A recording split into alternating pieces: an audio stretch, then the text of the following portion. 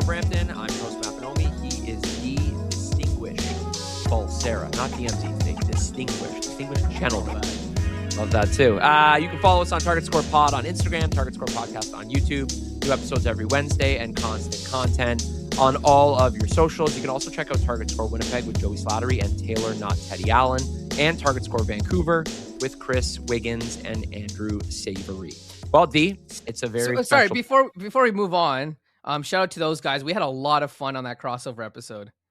Yeah, I mean, I'm excuse me, I'm choked up a little bit here after what happened between us and those guys. So I didn't want to give them any love off the top, but the classy, distinguished gentleman you are, a good move by them. But yeah, obviously check that one out. It was a ton of fun. We previewed the Brampton and Vancouver game that was a couple of days ago.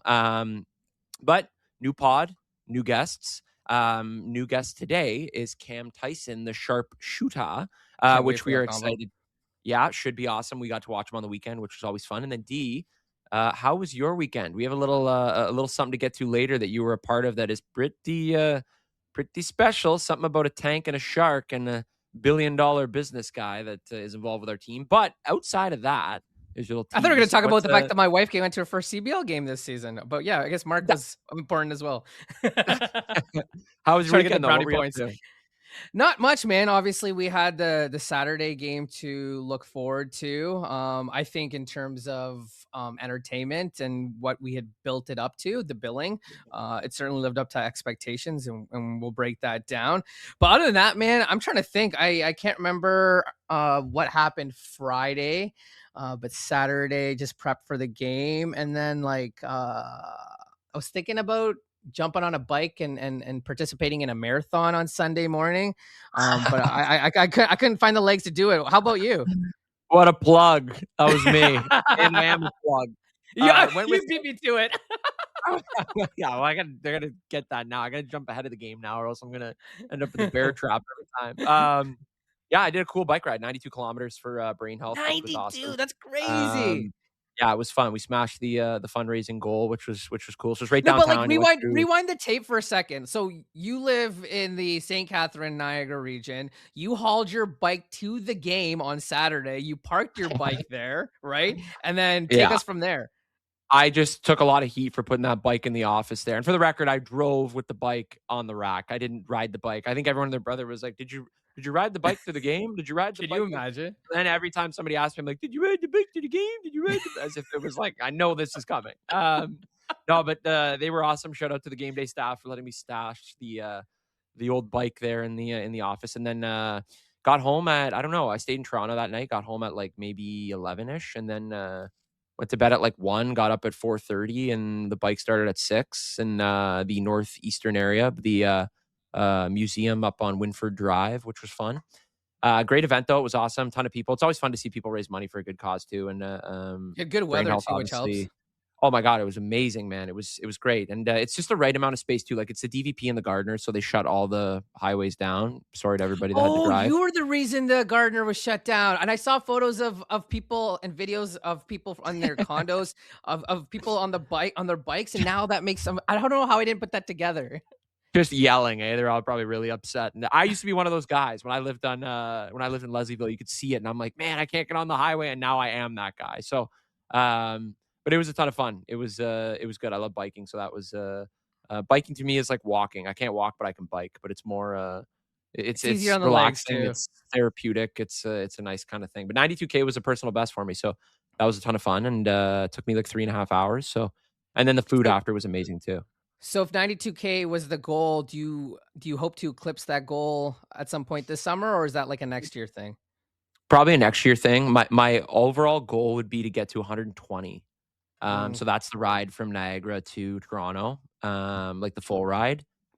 I think it's about 120 kilometers, but I want to do that eventually. But I felt the other day, like the problem is being on the highway, it's so up and down. Like if you drove straight from Niagara to Toronto, the only up and down you would really get would be like the Skyway. Right. So there's not a ton of up and down. But this one with like going north up the DVP, there's like slow incline for like 2-3 kilometers. So you're just like hammering it. But it's like a burn. So I'm like, oh. So then you get to the end and then you got to go up an off ramp to get to the end of the. It was like, By the last, like, I like walled the last like 10K, I would say, where I'm like, man, I can normally like I never get tired legs from biking, and I was like, oh my gosh, this is actually I'm like starting to feel a little bit, and but it Mm. was an awesome event. It was a ton of fun. So yeah, hopefully one day do the ride from Niagara to Toronto with a suit on to do a Brampton game, and then be the first to do that, live stream the whole thing, and then come into So the then arena people can sweaty, make call it so game then and people leave. make that joke and you can't make fun of them. You're like, Yeah, "I then I'm actually gonna be did like, "Yeah, bike you here know what? today." That's what I did today, guys. I biked to the game." Yeah, that was a ton of fun. Thanks for asking about it. It was good. Again, another cool No, I'm super cause and, proud of you, man. something Like that's not an easy feat, and I know there's a lot of preparation, and I know you've been hitting the weights, and you're watching your diet these days as well. So I'm glad that it all paid off. water diet, filter feed. Yeah, thank you. Appreciate it. Appreciate you. Man, we had a funnish week of basketball, I would say. Obviously Brampton took on Montreal, which got them to 5-0. That was an 82-80 win. Kind of scary down the stretch there. A lower scoring game, we could say. And Brampton was off to a pretty historic start. They were the 5-0. I think it was the first team in league history in the eastern side to be undefeated after 5 games.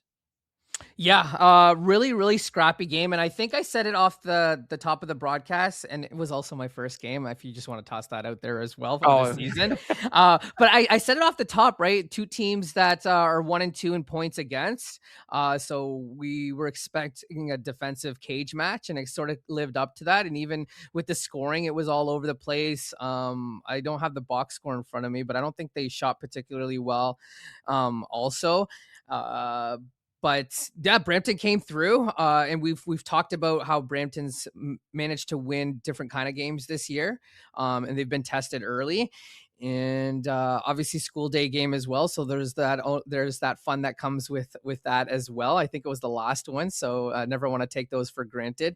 Uh, but yeah, it really set us up for a heavyweight battle on Saturday night with Vancouver beating Niagara, the defending champs, their banner raising, their ring ceremony, and coming away with a victory, and then having little to no rest and having to play an undefeated Brampton team. And I hate to say I predicted it, but when we did the crossover, this is kind of what I expected. I thought Kyle would get these guys going, but what impressed me was like the leadership of Jalen House and how guys were rallying around him. It was just a really fun game, and don't mean to to jump ahead here, but my biggest sort of takeaway was like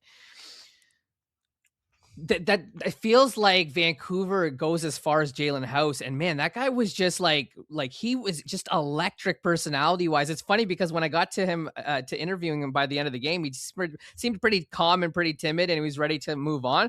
But he was absolutely, as the kids would say, nails during the game. yeah, it's kind of weird too. Obviously, again, as Dee's saying, that Vancouver game was a 93-87 loss for Brampton, so their first L of the season. Don't worry. I wrote it up there. People thought I wasn't going to do it, but I did. I did. Relax. John East had 35 for Brampton. One off of his career high, which 36. Cam Tyson 15. Moncrief 5 points, 12 boards. It was kind of a weird game. Like I think the focus was on Jalen House, but then there was like who had 23 points, 12 dimes, I think too. Mhm. Samuel also 17 and 10. But what about Parolin? Yeah. Like, Parolin was, like, unbelievable. Dom Parolin snapped 19 points, 10 boards, but he was, like, everywhere. Like, so he smashes his point per game averages, and like you said, it was weird because you have to take care of Jalen House, and then it's also like, "Oh, okay, well, we can kinda contain him. Maybe, like, holding him to 23 is not bad, even though that's a really good game."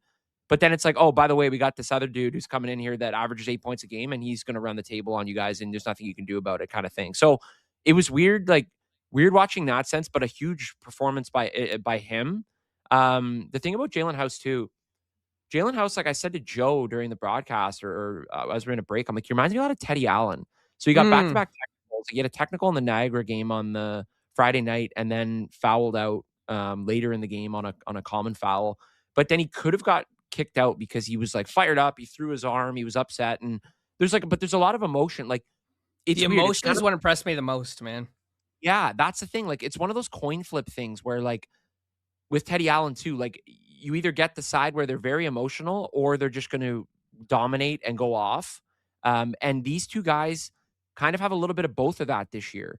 Obviously, I mean, they're both perennial scorers. And like you said, House can dish the ball too. But when House got that technical against Brampton on Saturday night, when I think he scored a 3 or something and went like this, did like the Ja Morant finger guns, literally just the guns, no, not in, not outside of the gym. Unlike Ja. Anyway, but Shots fired. yeah, I'm not gonna, yeah, there you go. Well done. There But a you go. bump. It's fine. But House is doing this and he's into it and they're firing arrows, they're doing all kinds of stuff. And they got a technical on Joe. Joe said on the broadcast, like, oh, you got to maintain composure. And I kind of went back and I was like, yeah, you know what though? Like, I like that. Like, I love that emotion. Like, I want guys in this league that are going to test the limits and kind of be like, yeah, you know what? I'm into it. Like, I want to talk smack. I want to be. And Joe was like, yeah, you actually do need that. Like, it is nice to have that. But again, it's also about like in an important game, which this was, obviously carried a lot of weight, best in the West, best in the East, going head to head. You want to maintain your emotions and you want to make sure you're in the ball game because they needed him down the stretch. And boy, was he good too. Well, I mean, we talked about it on the last podcast about Serta getting his technicals right. Like it's a great motivator, and sometimes it's the fire that you need. And I think for Jalen House, they came at the right time, and not to the detriment of Vancouver, and stopping a run or slowing them down in any way. There's a couple. I mean, there's a couple times during every game you think Kyle Julius is going to get it right. He gets a pretty mean stare down. I know there was one particular incident when he was looking back at you guys before a timeout. But it's funny because you really start to see the fabric and DNA of Kyle Julius kind of seep into his guys, and obviously the guys that have already been here, Tyrese and Kopp, and these guys already know what to expect out of him. But he's already seemed to have a massive impact on Jalen House and his demeanor during games, and to the best. I mean, you talked about Dominic, but Kopp hit some big threes in target time, and for a guy like him, like how easy is it like that Jalen House just draws all these defenders and all he's got to do is just sit and be ready. And, kudos to him because he was ready in those moments. Yeah. And certainly safe to say like Vancouver was the better team that night. You talk about Kyle Julius, like, again, we said it on the last episode. Like, I think these guys are chapped. They feel like they're owed something. They've been the best team in the West in the regular season the last 2 seasons. And they're probably right. Like, they deserve to win at some point. They do such a good job when they lose players of filling in spots. And once again, shocker, they've done it. But one of the things too, like, again, about Kyle Julius's intensity, like, I think he called a timeout and he was staring at the table and the table didn't give him a timeout quick enough or something. And he was like looking down the line, like what happened there. And then like he got a technical, he got a warning, and then he got a technical like 2 seconds later.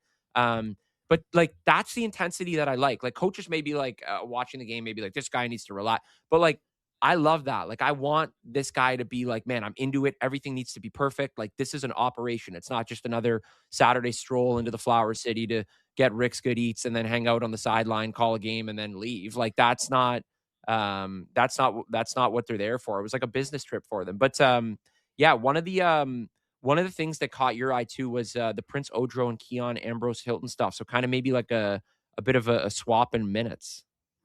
Yeah, I mean the last game. So Prince has started this season so far, and since Keon's gotten here, he's come off the bench, and we've alluded to like maybe that will change at some point. And I'm wondering if we're slowly starting to see those seeds. Right, the last game, Prince played 25 minutes, and Keon had 18. But then here in Vancouver, and I don't know if it was a size thing, because I mean Prince is a pretty big guy, and he's a shot blocker. Like you kind of want him down the stretch of these games, but that sort of flipped, right? Trying to find the numbers here. Yeah, Prince finished with 15 and Ambrose ended up finishing with 26 minutes. So is this maybe, a potential swap in shifting the starting lineups? I think, they're 5-1 so far. It's working, and I don't think Serta will jump and make that change. But if we see some sort of dynamics changing, or maybe the team's not getting off to the start that they want, the big thing that I noticed in this game is this is a game where you miss a guy like Jameer Nelson. I say miss a guy because he hasn't even played yet, but like Sean East was really, really trying to make a lot happen, where Jalen House has the luxury of Samuel, and he has these guys that can knock down shots. And, that's not no discredit to like Cam Tyson. Like Cam Tyson is a guy that can go off too.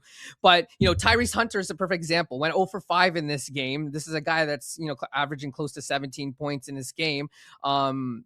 And even in, I think, Montreal, he only had 10 points as well. And so he's a guy that I don't think he's going to be consistently shooting scoring 17 to 15 points a game. And so that's where you have a guy like Jameer where you're going to get your 18, 20 on a regular basis and take a little bit of that pressure off Sean East. Yeah, and the good news too, I think, for Brampton fans is Brampton's only going to get better. If you look at the roster that Vancouver has right now, they're very good. I would probably easily say they're the best team in the league. Not easily, but I would say they're right now at least probably the best team in the league. And even they didn't really play that good the other night. Like Kopp struggled from 3 to start, then kind of got going at the end. But like stuff like that was like Samuel held to 17 points. And I say held because he had 29 the night before on like 92% shooting in Niagara. Like, so those are the capabilities that these guys have.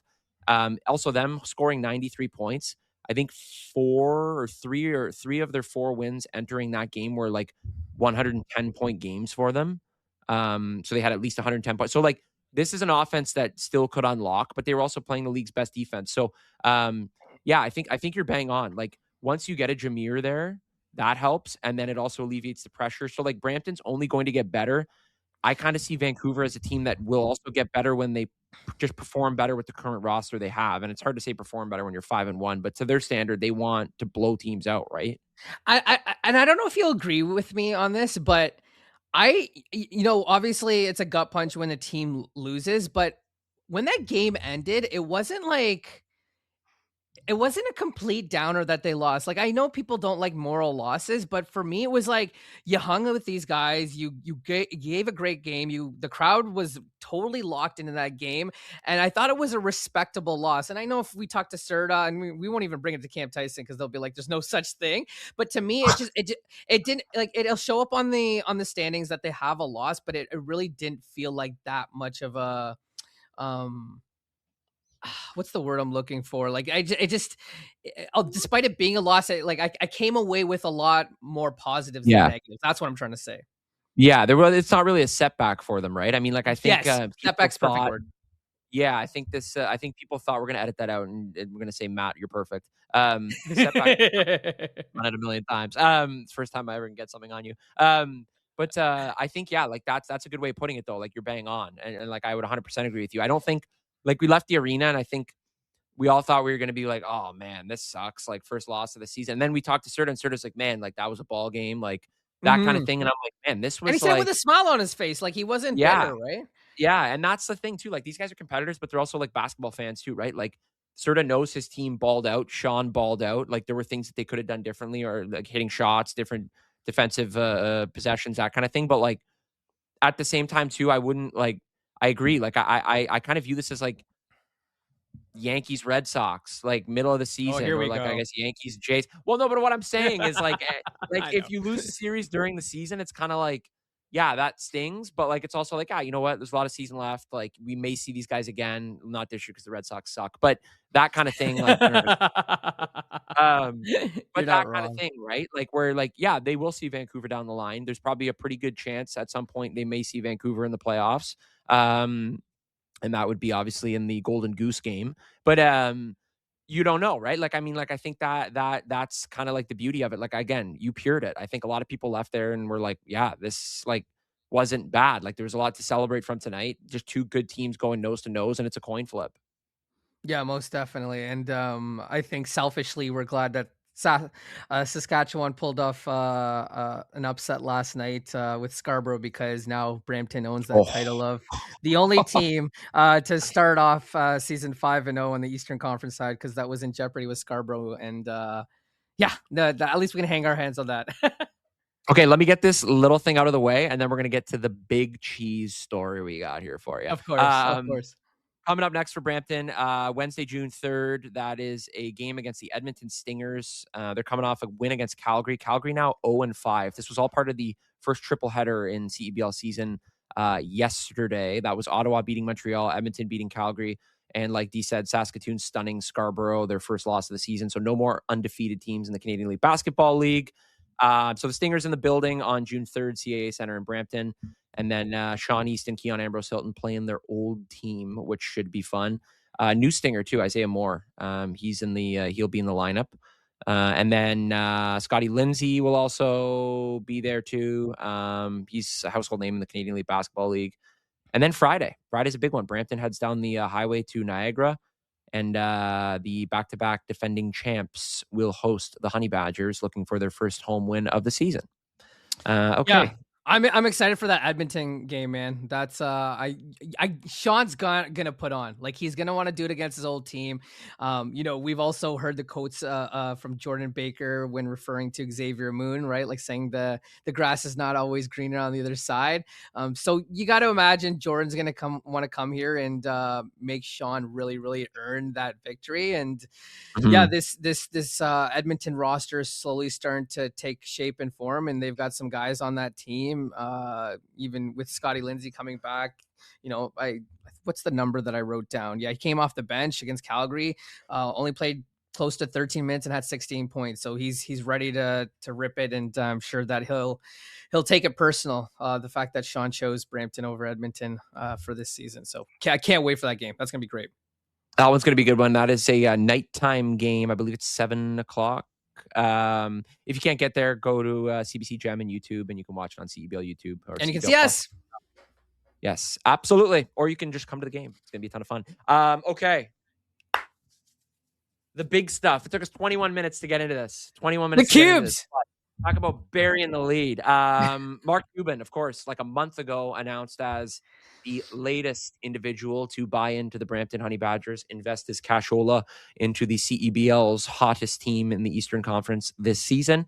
Man, I was like speechless when we got to meet him. Of course, team CEO Al Whitley, buddies with him from his days in Dallas. Leonard Asper, business partner with him as well. So when we got to meet him off the top, I was kind of stunned. I'm like, what was your reaction? Because I was kind of speechless. I'm like, I don't know. I'm like, I feel like I need to come up with a line here, and I don't know what to say. And I'm like, this is just like 15 years of Shark Tank all in one 20-second meeting. But like, it was awesome to have him there. It was crazy cool.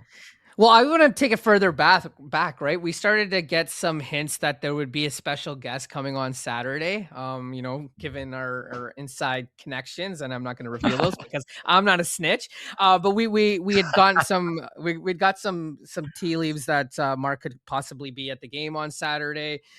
Selfishly as a sideline reporter, I was really, really excited about the potential of interviewing him as well. So, I started doing my deep dives and looking into, what Mark has already answered, what he hasn't already answered. Because my big thing is I would hate doubling up on questions and making him ask the same or answering the same questions over and over again. But yeah, so we got that intel, and me and you kept saying like, have you heard anything? Have you heard anything? And then finally we got the confirmation on Friday night that he would be coming. Again, we had to be very tight-lipped about it, but Brampton obviously wanted to set us up for success on the broadcast and make sure that, we had all our ducks in a row.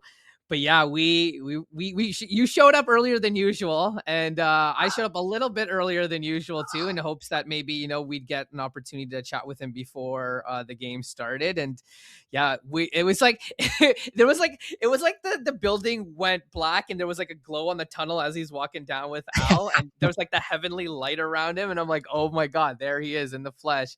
And I can't remember where you left this off, but yeah, Joe was like, let's go over there, and he grabbed us and we went over, and like you and I just turned into like little kids in that moment, and we just kind of let Joe do all the talking. Yeah, I didn't even know what to say. I'm like, I feel like everything we're gonna say, like I'm just gonna sit there and be like, oh yeah, like I don't even know like what I was gonna say. This is I'm gonna show this pic here. Joey's probably gonna kill me because the distortion on the thing. Let's see if I can. Oh, I gotta turn the brightness down maybe. But this was before the game, which was awesome. So you've got D, myself, Joe, team CEO Al Whitley, and then Mark Cuban. Horrible. This is why you need to watch this on YouTube. Horrible quality. Yeah, this is why, like, this ignore that. He wasn't even there. But the biggest part of the night was the sit-down interview that you got to do with him during the game. And we thought, like, at the beginning, maybe it was going to be like, maybe he'd have headset on with us on the sideline during the broadcast with Joe, you and I. Maybe you do a stand-up interview under the net, but you got a chance to sit courtside directly across from us and talk to Mark for like what seemed like 20 minutes of like the best content. Like you just kept going on and on. And normally with Joe, like I'll watch Joe and Joe will be like, okay, let's get back to the game kind of thing. Like you'll see, but this was just like, man, this is such an interesting conversation. Like, is this like top 3 for you all time of like celebrities that you've, 1, met, and 2, interviewed or like done something media wise with? Yeah, it's funny because I even remember was it whether it was the morning or that night you texted me and you're like, is the butthole tightening up? Like, are you ready for Yeah, this? like, you getting all tense now or what's going on? And I was and in a smart alecky way, like I came back and I said, I've had some pretty big interviews. I've been lucky enough to talk to like Daniel Radcliffe, and I'm not even a Harry Potter guy, but I knew the magnitude of that interview during TIFF. I got to do Jose Batista last year with the RBC Canadian Open as well. But what really excited me and what I said to you was the thing that makes me excited, like the reason I'm not nervous is I mean, this is my job, right? Like if I'm nervous, I always, what my motto in life is, and you can take this away as well, is I always tell people if you're not nervous, you're not ready. And what I mean by that is you're nervous because you obviously want to do a really good job. And I think when you get to a point when you're not nervous, that means that you're kind of just you're taking for granted what you get to do, right? So for me, it Mhm. was sure I was nervous, but Mark is an interviewer's dream because of exactly what you saw. He gave me insightful, long-winded answers, and he didn't have to, but he definitely he took the time to give me these detailed answers and thought and put a lot of thought into it. And for an interviewer, like that's a dream because like I probably could have gave him really buttered down, watered down questions, and he still would have made something out of it, right? So to his credit, he was all game. He never told, like, nobody told me, you have to keep it to a certain amount of questions. And it was just unique, right? We were sitting there sideline watching the game as we're having this conversation. Like we would be if we were both going to the game together and watching, right? And like, it was so cool just to see him, like, even eat popcorn, like, just to see a billionaire on his level, just chilling there and acting and behaving like an actual fan. But I'm incredibly grateful that he took the time and it was kind of surreal when we met him. He's like, we went to go introduce ourselves, and he's like, "Oh, I already know you guys." And that's when the hairs on my arm just stood up. I'm just like, "Oh, he's already seen me." That was funny. Yeah, that was kind of like, yeah, okay, now I'm not going to say anything because I don't know what to say. But a couple things that like just from someone on the other side of the floor watching that interview that I thought was like great is one, you're like the most like social, personable person ever. Is that personable person? Does that make sense? Yeah, personable We'll take guy. it. So like you can talk to anyone, dude. Like you can throw you in a room with like 1,000 strangers and you'll mold and work with them so well, and everybody will be like, yeah, like someone else would walk in and they'd be like, oh, who's that guy? And they'd be like, oh, they've probably known him for like 25 years, the way they're like interacting. So that was awesome. And then Mark's personality too, of like answering the questions that you were asking, which were solid ones too. Watching that was like he was just kind of like it was kind of like watching two dudes at the bar. Like at the end when you made Mm. the joke of like, yeah, guys, I got like $1 million proposal. I got to pitch to Mark. And then he grabs the mic and he goes, yeah, what is it? Like what? And then I'm sitting there and I'm like, Mark, we're out on whatever it is as a joke. But like even like that kind of thing, like the idea just to think on the spot and like vibe with your kind of like approach and energy, which is infectious. Like that was awesome. And then the popcorn thing was hilarious too. Like he's sitting between if you had a chance to go back and watch a broadcast, I thought it was hilarious. And again, just a nice like testament to what a guy's guy he is. Like he's just a basketball fanatic at a sports game. He's sitting in between Al Whitley and Leonard Asper, CEO and owner, and he's just going like this with the popcorn. Like they're not saying anything. He's eating, then he's flipping the bag this way. Leonard's taking some, flipping the bag this way. Al's taking some, and they're just sitting there. But like Sean East running down the floor, he's like, "Let's go, Sean!" Like he's clapping. He's 3 balls up. He's throwing his hand up, going down. Like he was into it, man. And this is a guy that, like, again, for those that don't know, Mark Cuban, won at the highest level, was the longest owner of the Dallas Mavericks, a longtime owner of the Mavericks, still a minority owner, but like he has won at the highest level. He's done it all, and here he is in a gym in Brampton, Ontario, cheering on guys that he's meeting for the first time and taking photos, shaking hands, kissing babies with everyone and their brother that Oh wanted to my do that. goodness, he took Yeah. so many photos that day. It was just Like, so impressive. you know what? And I never had like maybe this is just me with celebrity kind of outlook where I'm like not me being a celebrity, me looking at celebrities and thinking like, oh, you know what? Most people don't have time for like all this stuff and don't want to do. And I'm thinking this guy came from Dallas that day and then goes back to Dallas that night or whatever the plan was. Like Mhm. he came for this and then leaves. And I'm like, what a dedicated individual in order in creating this atmosphere and wanting to be involved. And again, like it could have been so easy for him to say, yeah, man, I'll throw these 3 goofballs on the TV at home on YouTube and watch this. And then I won't, well, I should say Joe and 2 goofballs on TV. And Yeah, then I was gonna say, put some respect I, on Joe's name. yeah, yeah. Sorry, Joe, I didn't mean that. But like, I don't need to be there. I can just catch up on TV. But like, that is nuts to me. And like, I want to hear your kind of take on that too. Like, how important that is for the city and how involved. Like, he shot stuff with CBC that day. He was doing promo with Rick's Good Eats. He was doing like videos with kids and stuff. Like, he was just so involved. It was there was season ticket holders taking photos with all of them prior to the game as well, right? Yeah, the season ticket holder meet and greet up top, which was an awesome thing too. Like that was like, I would like to say that's a home run, but I think that was like a walk-off grand slam.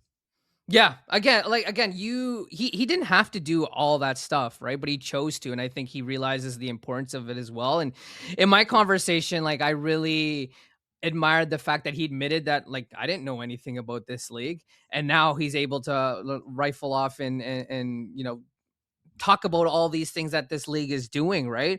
Mentioning that he's done his homework and he's talked about the pipeline. He mentioned AJ Lawson, a guy that he's familiar with as well. And I loved his answer about, like, why can't it be the CBL? Like, let's have more academies. Let's develop them, right? He's acknowledging that we are not the NBA. We're trying to get our guys to the NBA. So, like, why can't we help get players ready for that as well? And like, even just the nugget about, like, he knows this roster. He knows that we're adding more players.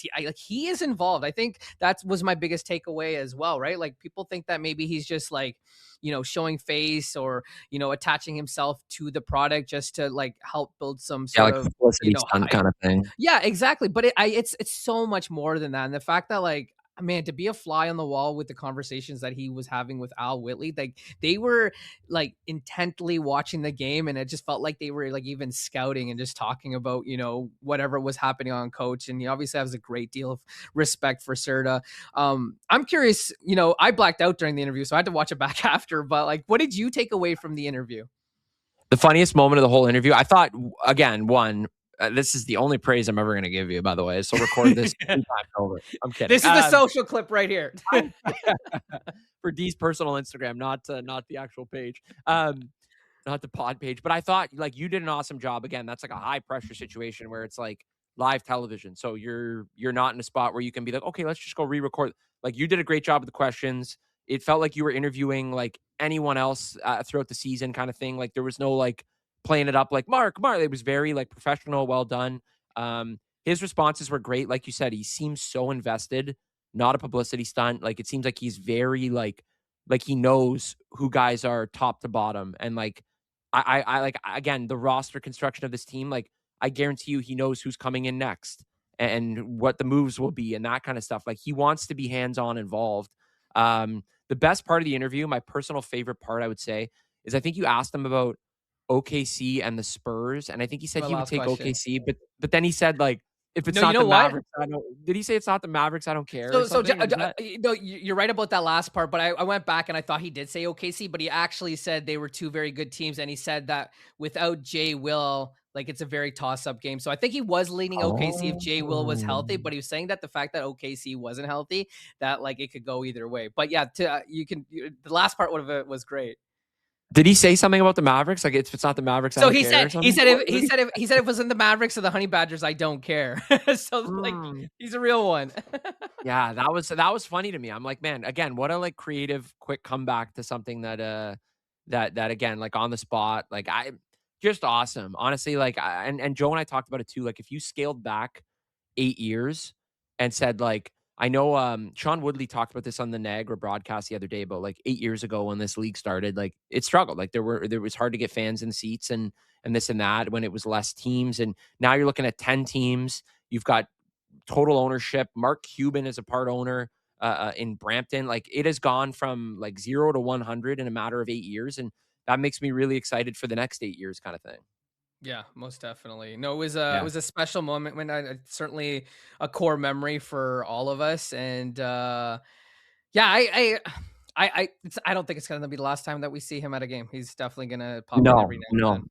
Yeah, I hope it is the last time we see you doing donuts in the parking lot, because I saw you celebrating out there, going as fast as you can in your Lexus. So I'll give you the phone number later. And I'm sure people are dying to know, but he rejected my $1 million idea, so I got to take it to somebody else. What was it? Did you say something to him? Butter chicken on a stick. I told you. No kidding. Oh, No, I didn't pitch him an every chicken idea. stick. No, I just like as soon as so funny tidbit. Like I found out from Al that like Mark frequents at a TIFF, and I've talked about on this podcast how much of a cinephile I am. So in anticipation of the interview, when we were sitting there, we were just talking about TIFF and him coming down, and he said now it's harder with his kids, right, to make the time to go, but he had a lot of production companies that helped with a lot of the films that would be premiering at TIFF. So he was a frequenter of that, and we talked about that after. And then at the end, man, he was just like such a good guy. Like there's a great photo that I probably like will frame of both of us laughing, and it was just such a good capulation, like a good capsule of how that entire interaction went. Like we were just joking around, and I think if you had not known before, you would have thought that we'd met before. And I think he was really, really 100%. genuine. And thanks to Mark for that moment. Thanks to the league for setting that up. It was really, really special. And I'm ready to do anything for this Brampton Honey Badgers team now, Matt. Wow, there we go. Well, you should be happy. You should be proud. That's a big bucket list. A couple of bucket list items checked off on the pod this week, man. Yeah. Very cool stuff. That is obviously again, once in a lifetime opportunity. Sitting down with one of the you call them business goats. You mentioned also you don't get nervous. Are you nervous about talking to Cam Tyson right now? Oh, most definitely. It's funny because I'm sure this will come up in the conversation, but I've interviewed him twice at halftime, and that guy is like all business. And even to give a small tease, like he's a big believer in the Mamba mentality, and I felt that during those interviews, like he's just business, and he gave me pretty short answers. But in doing my homework, this guy really opens up, and he's got a lot of personality out to him. So I'm looking to having a lighter conversation that's not just about basketball. That's coming up. All right. Well, why don't we try to unlock that locked in Mamba mentality? Tyson Ready to talk zone. Let's go. Okay, let's do it. It is my absolute honor to welcome in the sharpshooter, Cam Tyson, joining the pod. Cam, first year as a Brampton Honey Badger. First of all, welcome to the Flower City. How's the experience been so far for you? It's been amazing. I mean, everybody's welcomed me with open arms. Couldn't ask for more. So what obviously you have like a super cool basketball journey. D and I thought we look these up all the time for players, and we see kind of the stepping stones as to how they got where they are. Take us back a little bit and tell us kind of where basketball started for you, obviously on the West Coast. It started when I was about 4 or 5 years old. I grew up and just was like a part of like a basketball, like family and extended family. My older brother played. Our neighbor was Zach Levine, and so it was just kind of like, we would get home from school, and my brother and Zach would always be playing, and I was just kind of annoying little guy that just wanted to fit in wherever I could, and just kind of they set the foundation for me. Initially, I wasn't really too keen on basketball. I was more of a football and baseball guy, and then my mom didn't really like me playing football when I got older, and then baseball, it was just like none of my friends really played it, so that's when I turned to basketball, and I really wasn't good. Like when I first started, I was terrible. I just kind of just rebounded and made all the physical, and I was like a bruiser. And then like 7th, 8th grade, I just kept putting in the work, and then 7th, 8th grade, I started to turn the corner and started to see my shot improve. And then by the time I got to high school, I felt like this is where I belonged. And then kind of when I got to high school, I didn't go to like a Seattle powerhouse by any means. It was just me on my high school team, and my dad always said it, like, you're good enough, they'll come find you. And so when I was a senior, I only had 2 offers. It was either University of Vermont or University of Idaho. Vermont was a little far from home at 18, so I ended up choosing Idaho. And then I went from only having those 2 offers to being like a top 25 dude in the transfer portal the next year after a good freshman year. Ended up transferring to Houston, played for Coach Sampson for 2 years. And I mean, he's just an unbelievable coach. Definitely helped me not only as a basketball player, but as a person as well. And then, I decided to go back home and finish out my college career, my last 3 years at Seattle U, where I wasn't only coached by Chris Victor, but I was also coached by my brother. And just having somebody, that's your blood and that you're related to, be on the coaching staff and kind of show up to work with every day was such a blessing, and it really helped me take coaching in a different light. Like, there was no ulterior motive. Like, every day he showed up and he wanted the best for me. So it was hard not to, go out and get that program my all. And then after college, I played in the G League last year for the Portland Trailblazers G League, Rip City Remix. That was my first year out. And then playing in Summer League, I actually hurt my shoulder, had to get surgery, sat out for 5 months. And but I was fortunate enough that Rip City, gave me a place to call home when I came back from my surgery. So I was able to play the last 2 months of the G League season for Rip City, and then ultimately I wanted to play some more after the season. I felt like I was just getting going, and the season was just ending. So fortunately, Brampton, Coach Serta, Al, everybody here, has just kind of welcomed me in with open arms, and it's been nothing but amazing. You are an interviewer's dream because you just gave the full bio and we didn't have to get into it. So God bless your soul, because that's amazing. Because if no one knows you, you just gave the full wiki about you. So that was amazing. So I really, really appreciate that, because now we can get into the nitty gritty of things. But you talk about how you started playing football. You like banging bodies, and I know watching one of your other interviews, you talked about, being a younger kid, you weren't able to shoot the ball. Like, you were responsible for setting picks and getting rebounds, especially playing with your brother and, guys like Zach and stuff. I'm so curious, because you've mastered this craft of shooting, right? You've made that your thing. What point did you realize, like, you had this gift to shoot the ball and that you were really going to hone in and make that your specialty? Well, my brother was, probably the best shooter I've ever been around. And so just being around that, and just being the competitive dude that I am, like, I wanted to beat him. Like, we was in the gym, I wanted to beat him. That was my goal, day in and day out. And it probably took me 10 years just to finally win one day of a shooting competition with him. But, just being around that and just being the competitor I am, like, I just knew I wasn't going to lose forever. So I think just being in that environment helped me a lot. And D obviously brings up the 3-point stuff. Like, that is the calling card. Everybody asks us about you, and it's like, doesn't play inside the perimeter. Like, all he's going to do is shoot, and every time, like, unbelievable to watch you. So obviously, I think you're 7th all time in NCAA made threes. And I think the two names that we mentioned on the broadcast today, they were Curry and Redick. So Steph Curry and JJ Redick. If Cam Tyson now went back to 5-year-old Cam Tyson and said to him, if you knew who Steph Curry and JJ Redick were at the time, and said, like, I'm going to be ahead of these guys in all-time made threes at the college level, what would your kind of reaction be? Or would you be able to even believe that?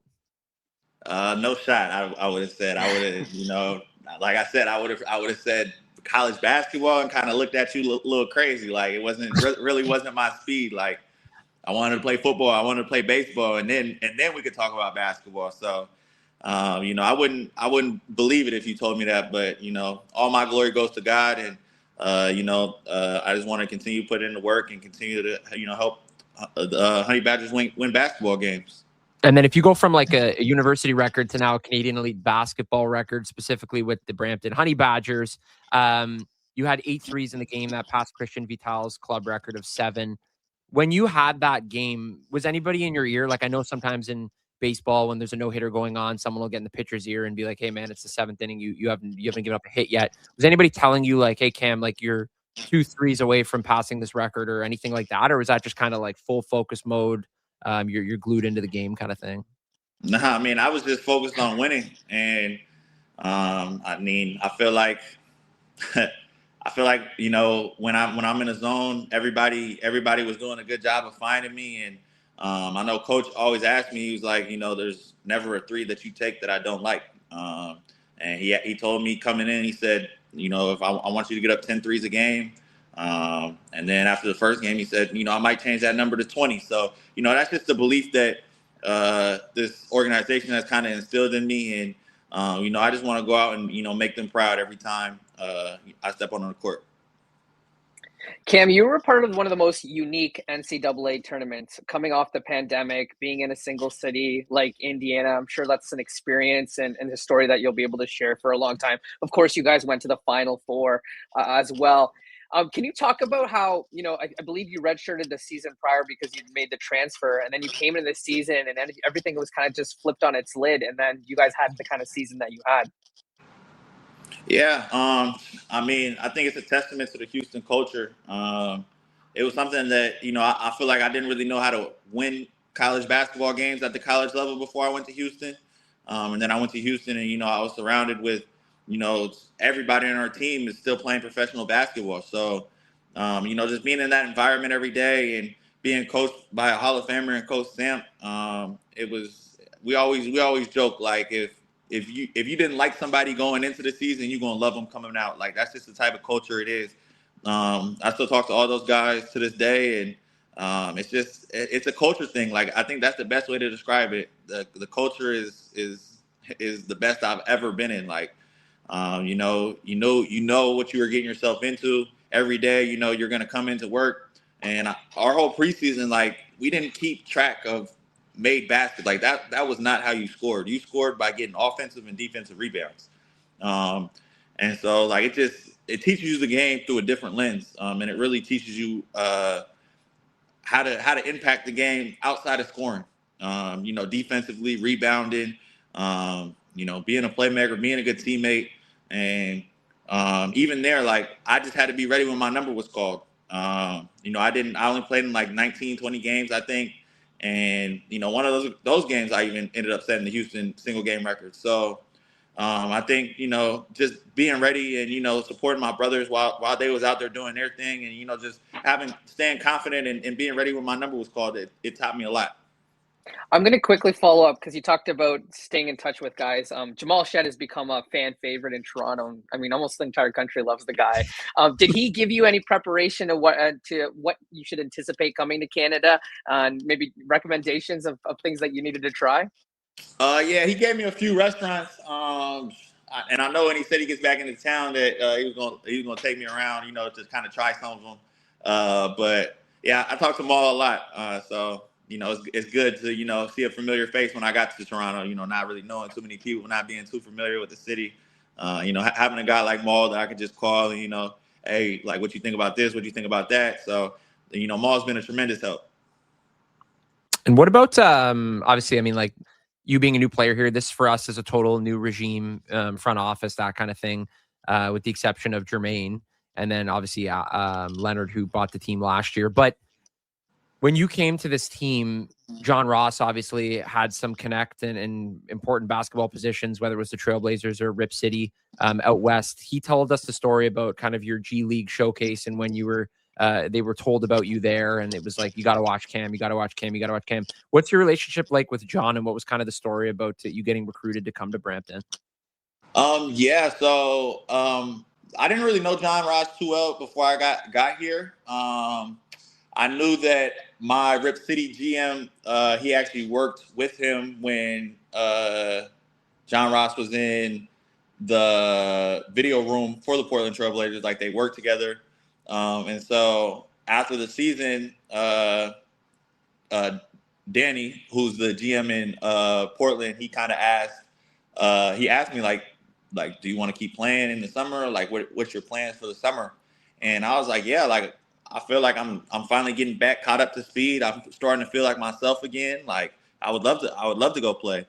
And he was like, okay, like, I'll reach out to some people and try to see if we can get you a summer job.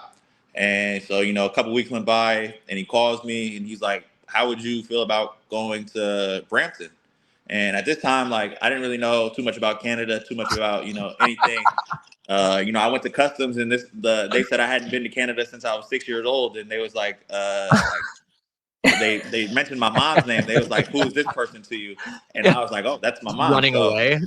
Yeah. So it was like, oh, I guess I have been to Canada, but it's been a minute. So Just being able to come to such a great city, and Brampton, and seeing what it was like, and being in this area where the hoop culture it seems a lot like Seattle, like where everybody, everywhere you go, there's pros. There's you might walk into a 24-hour fitness or YMCA, and somebody's running there. There's gonna be pros there. So just seeing this hoop culture is just unbelievable. It reminds me so much of home.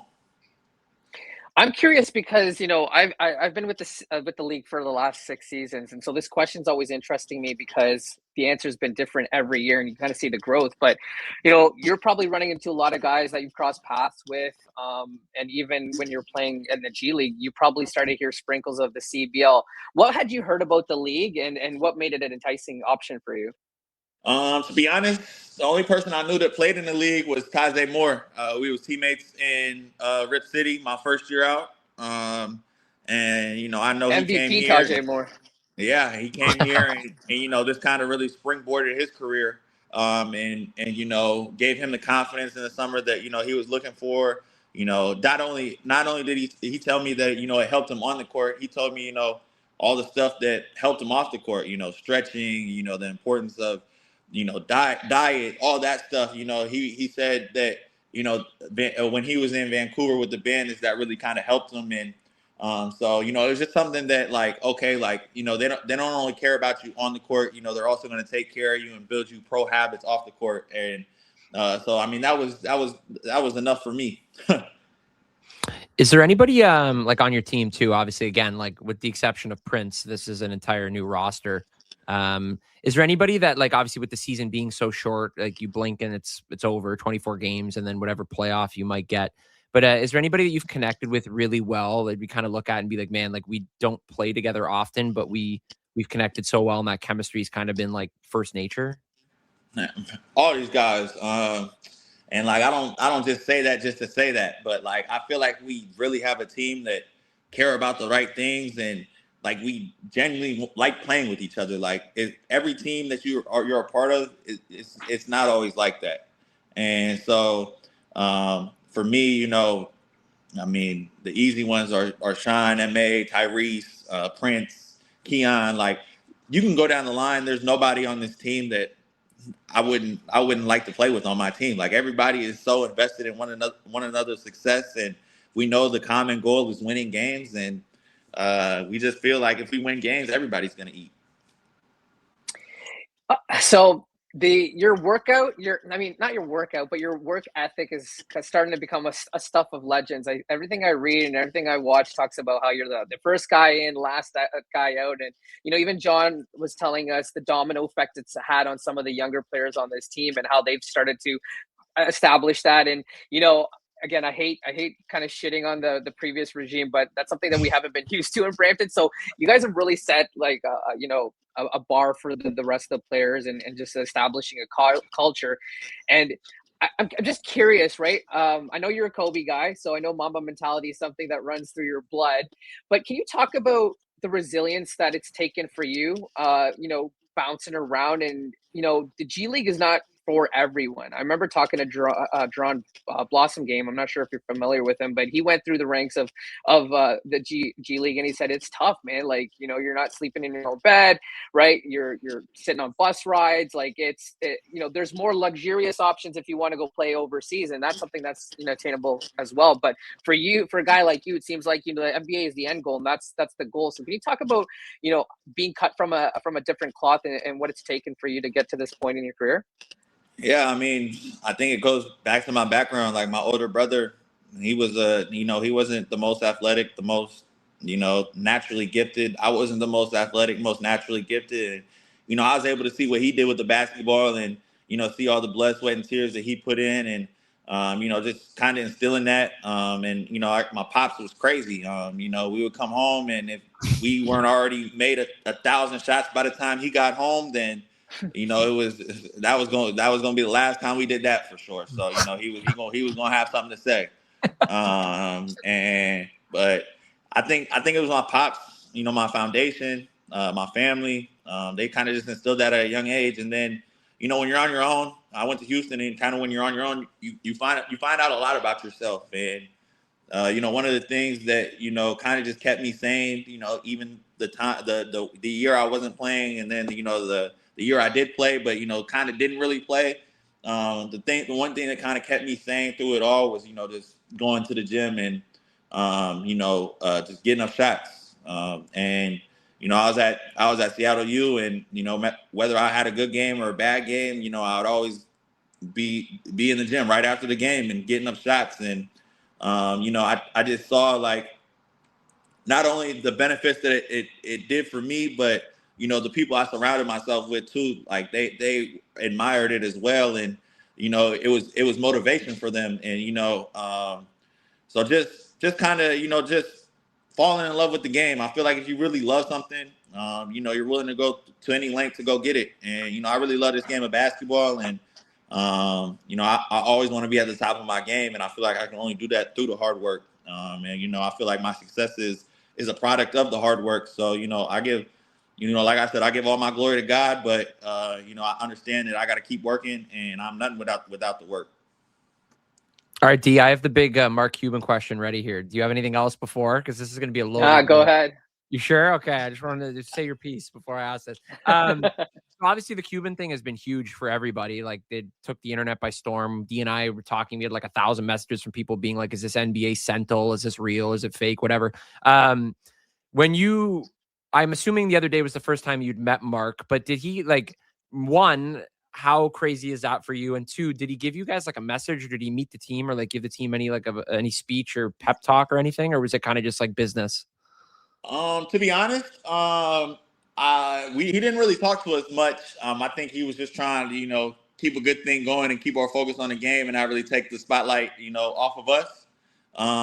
But just having him and having Al around the program and around the organization is big time. Because, I mean, ultimately, everybody's goal is to, make the NBA. But, without, the connections, it can be hard. And, just knowing that, you got these people in your organization that are top dogs that are willing to, vouch for you and, that you could use for a reference, to help your basketball career. It means a lot. And, I look forward to, building that relationship with Mark and, and seeing him at a few more Honey Badger games, and hopefully we can get some more wins in front of him. Yeah, obviously we hate to catch you off that loss on Saturday, but this season has been a lot of fun, and it looks like it's been a lot of fun for you guys starting out 5-1. Being the first Eastern Conference team in league history to have that start as well. Can you talk about the chemistry with this team? What it's been like getting used to each other and getting to know each other in a short amount of time.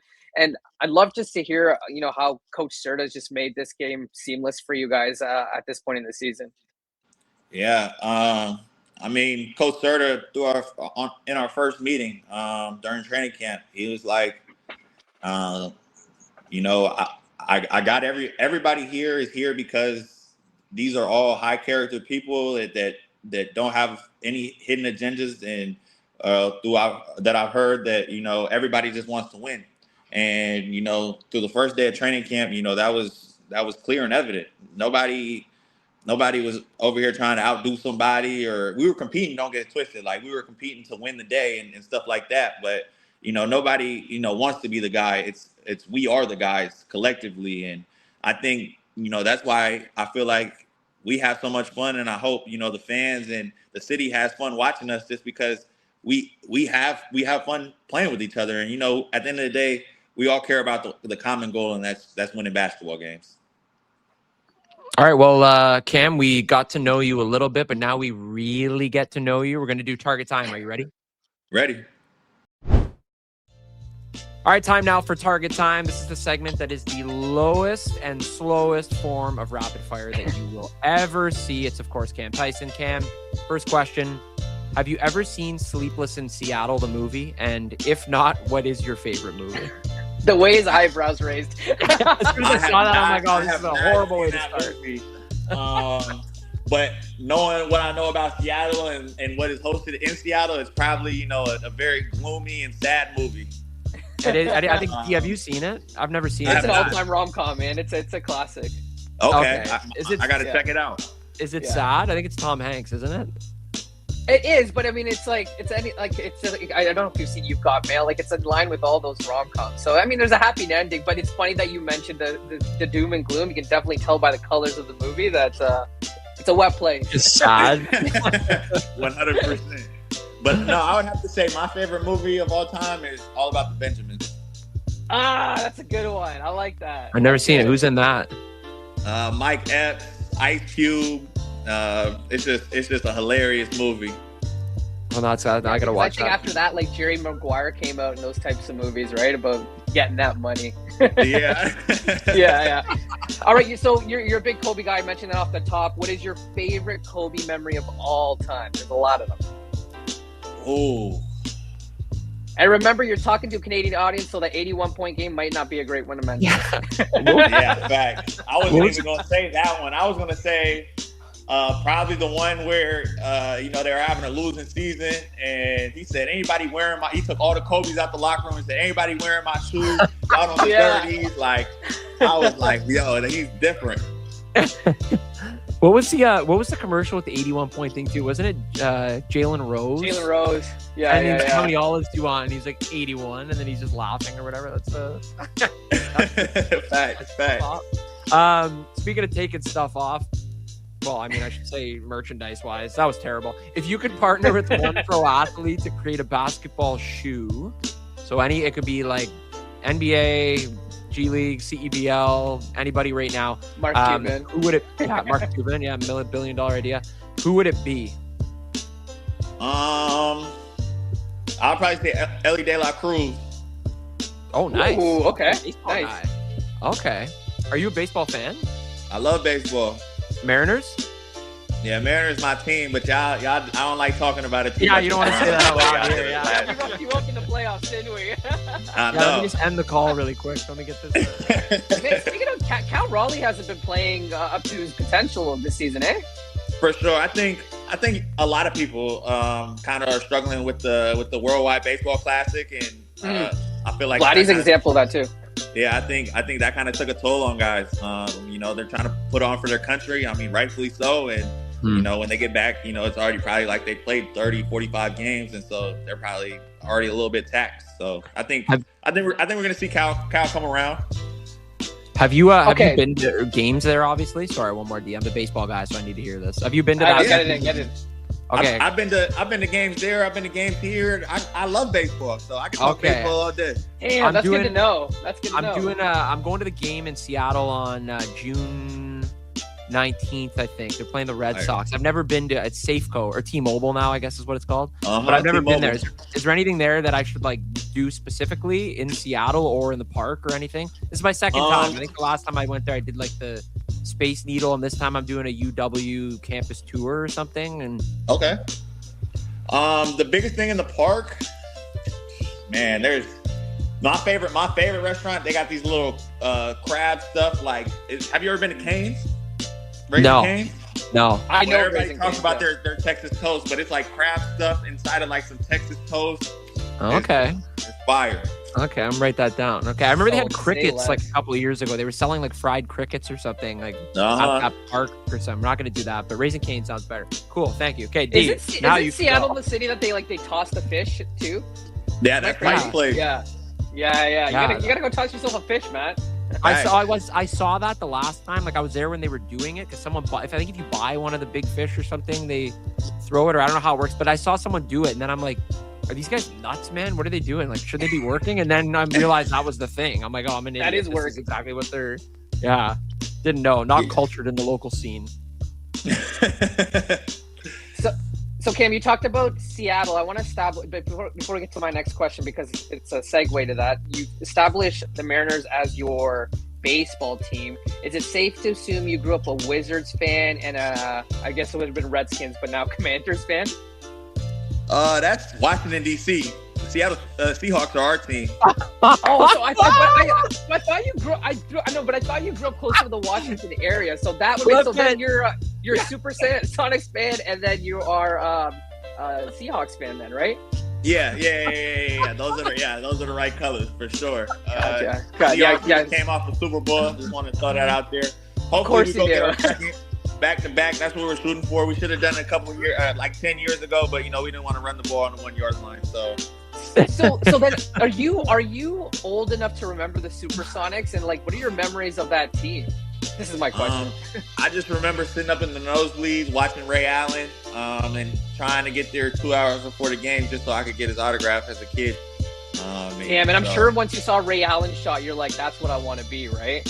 For sure, 100%. But those are the days I remember. Rashard Lewis, Ray Allen, Luke Rittenauer, all those guys. Right.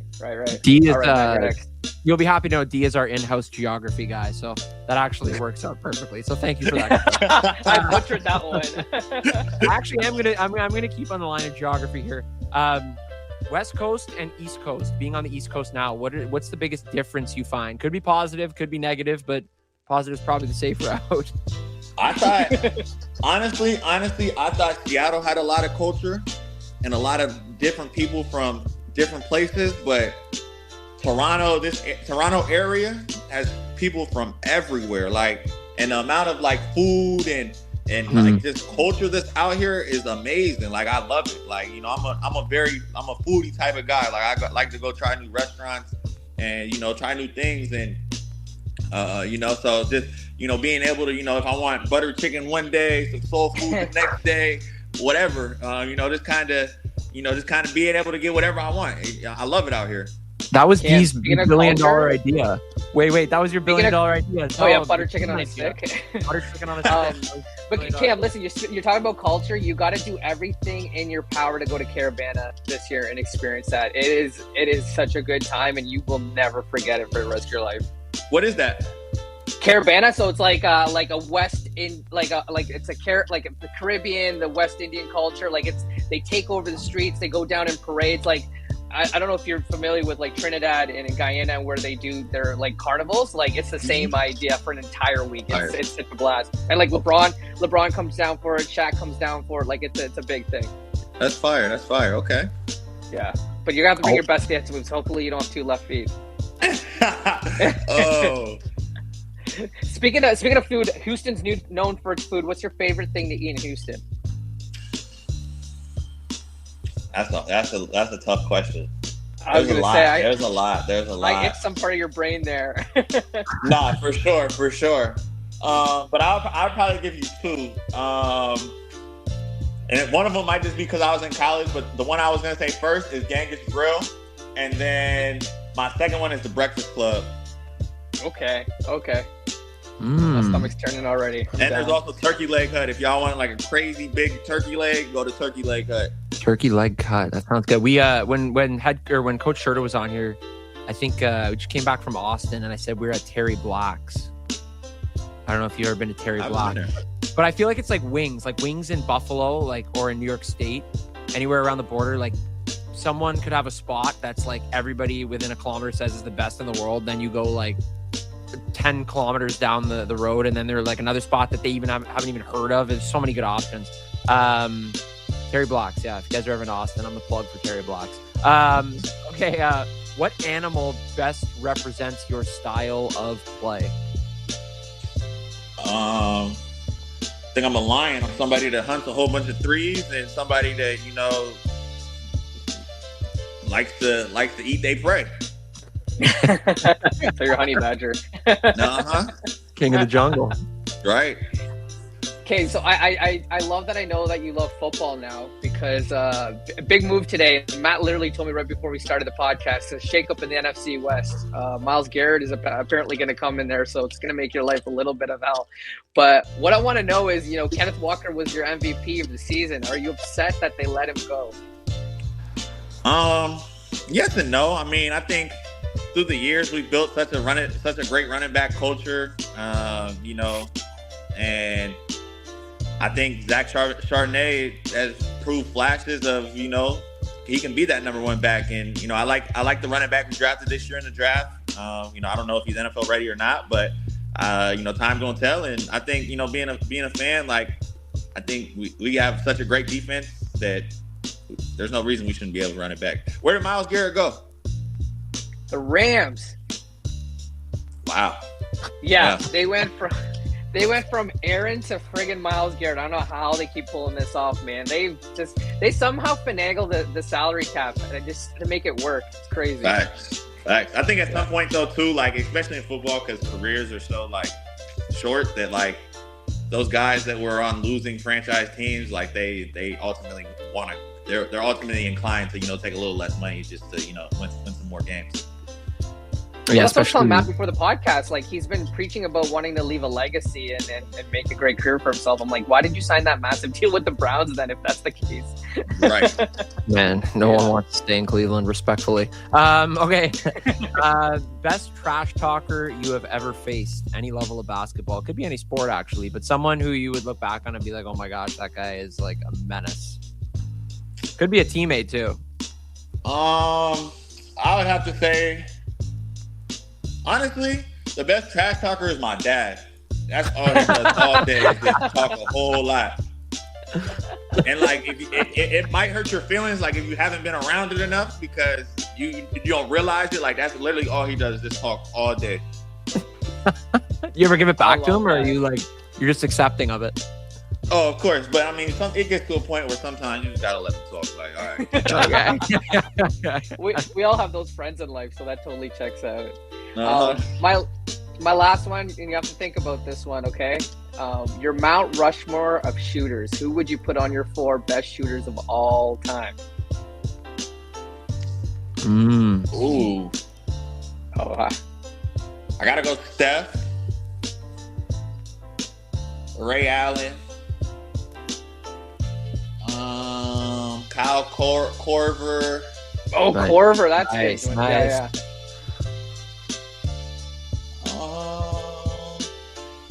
He's taking that 4th spot. I know, there's so many names.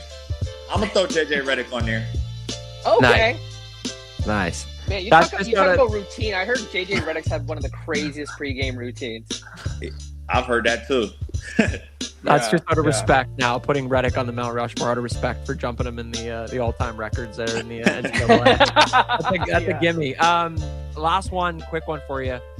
Is your beard inspired by anyone? Like you have a very James Harden-like beard. Is that a Houston connection, or is that just a Cam Tyson put that thing? Together, Houston, honestly, I just got tired of shaving every day, so I was just like, all right, it's gonna grow.